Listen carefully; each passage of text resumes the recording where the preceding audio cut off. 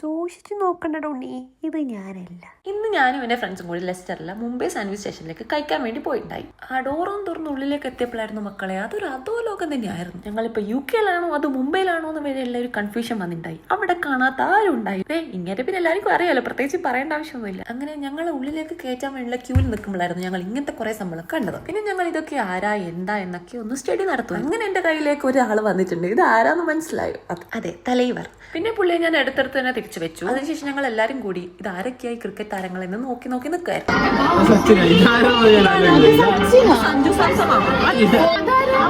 അത് സച്ചിൻ, ഇത് രോഹിത് ശർമ്മ, ഇത് ധോണി, ഇത് രോഹിത് ശർമ്മ.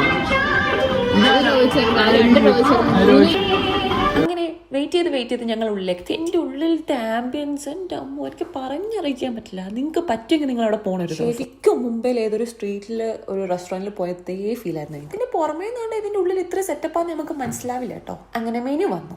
ഞങ്ങൾ വെറൈറ്റി ആയിട്ടുള്ള കുറച്ച് ഫുഡുകൾ വാങ്ങിച്ചു. കണ്ടു, ടിഫിനൊക്കെ വാങ്ങിച്ചു. മിനി ടിഫിൻ ഉണ്ടായിരുന്നു. പിന്നെ ഞാൻ സാൻഡ്വിച്ച് വാങ്ങിച്ചു, സമൂസ സാൻഡ്വിച്ച്, പിന്നെ സമൂസ ചാട്ടൊക്കെ വാങ്ങിച്ചു. അങ്ങനെ ഫുഡുകളൊക്കെ അടിപൊളിയായിരുന്നു. പക്കാ നോർത്ത് ഇന്ത്യൻ സ്റ്റൈൽ ടേസ്റ്റ് ആയിരുന്നു. ഞങ്ങൾ ചായ കുടിച്ചുകൊണ്ട് നിൽക്കുമ്പോഴായിരുന്നു ഈ ചിത്രം ഞങ്ങളുടെ ശ്രദ്ധയിൽപ്പെട്ടത്. നിങ്ങൾ സൂക്ഷിച്ച് നോക്കിയാൽ നിങ്ങൾക്ക് മനസ്സിലായത് ആരാന്ന്. മനസ്സിലാത്തവരുണ്ടെങ്കിൽ കമന്റിൽ ഞാൻ പറഞ്ഞു തരാം. ബില്ലടിച്ചുകൊണ്ട് നിൽക്കുമ്പോഴായിരുന്നു ഈ സാധനം എന്നെ ശ്രദ്ധയിൽപ്പെട്ടത്. എല്ലാ നാട്ടിലും ക്യാഷ് ഉണ്ട്. ഇങ്ങനെ കണ്ടോ, ഇങ്ങനെ അവിടെയുള്ള എല്ലാവരും നന്നായി എന്റർടൈൻ ചെയ്യുന്നുണ്ടായിരുന്നു. ഇവിടെയുള്ള ആരാന്ന് അറിയില്ല, പക്ഷെ അയാൾ പൊളിയായിരുന്നു. അങ്ങനെ അയാൾക്ക് ബായൊക്കെ പറഞ്ഞു. ഞങ്ങളും ഇറങ്ങി.